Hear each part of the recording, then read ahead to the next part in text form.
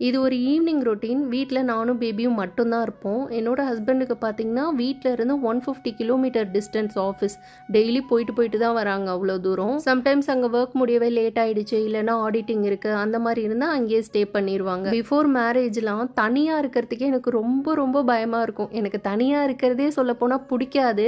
யாராச்சும் கூட இருந்துகிட்டே இருக்கணும் அப்படின்னு தான் நெனப்பேன். ஹாஸ்டல்லயும் இருந்து பழக்கமே கிடையாது. எல்லாமே டே ஸ்காலரா போயிட்டு வர மாரி தான் இருந்துச்சு. ஸ்கூல், காலேஜ்லாம். ஆஃப்டர் மேரேஜுக்கு அப்புறம் கொஞ்சம் கொஞ்சமாக தான் வாழ்க்கைனா என்னன்னே புரிய ஆரம்பிச்சிச்சு. ஏன்னா நம்ம எல்லாருக்கும் என்னதான் நல்லது பண்ணாலும் நம்மள ஏதாவது தப்பு கண்டுபிடிச்சிக்கிட்டே இருப்பாங்க. நம்ம 10 நல்லது பண்ணியிருந்திருப்போம். ஒன்று வந்து நம்மளுக்கே தெரியாம இது தப்பான்னு தெரியாம செஞ்சிருப்போம். ஆனா அந்த 10 மறந்துருவாங்க. அந்த ஒன்றை மட்டுமே பிடிச்சி பேசிக்கிட்டு இருப்பாங்க. அப்பதான் தோணுச்சு, அப்பா இதுக்கு நம்ம தனியா இருக்கிறதே ரொம்ப பெட்டர்டா, அதுவும் நம்ம தள்ளி இருக்கிறது ரொம்ப ரொம்ப நல்லதுன்னு தோணுச்சு. அதே மாதிரி கொஞ்சம் நஞ்சம் இல்லை, நம்ம ரொம்பவே தள்ளி இருக்கமா, நம்ம கிட்ட வந்து மனசுல ஒன்று வச்சுக்கிட்டு வெளியில நல்லா சிரிச்சு பேசுற ஃபேக்கான பீப்புள் கிடையாது. நம்மளை பத்தி மற்றவங்கள்ட்ட தப்பு தப்பா சொல்ற டாக்ஸிக் பீப்புளும் இங்க கிடையாது. முன்னாடிலாம் அழுதுட்டு ஐயோ ஏன் என்ன இப்படி எல்லாம் தப்பா நினைக்கிறீங்க அப்படின்னு வந்து ப்ரூஃப் பண்ணிக்கிட்டு இருப்பேன். கட்டத்துக்கு மேல என்ன தோணுச்சு அப்படின்னா, நம்ம ஏன் எல்லார்ட்டையும் நம்மளை பத்தி ப்ரூஃப் பண்ணிக்கிட்டு இருக்கணும், நம்மளை புரிஞ்சுக்கிட்டவங்க மட்டும் நம்ம கூட இருந்தா போதும், அப்பதான் எப்பவுமே பாசிட்டிவ் வைபா இருக்கும்னு. இப்பதான் ஒரு புறா கூட்டுக்குள்ள ஹஸ்பண்ட், நான், என்னோட பேபின்னு லைஃபே பீஸ்ஃபுல்லா இருக்க மாதிரி இருக்கு.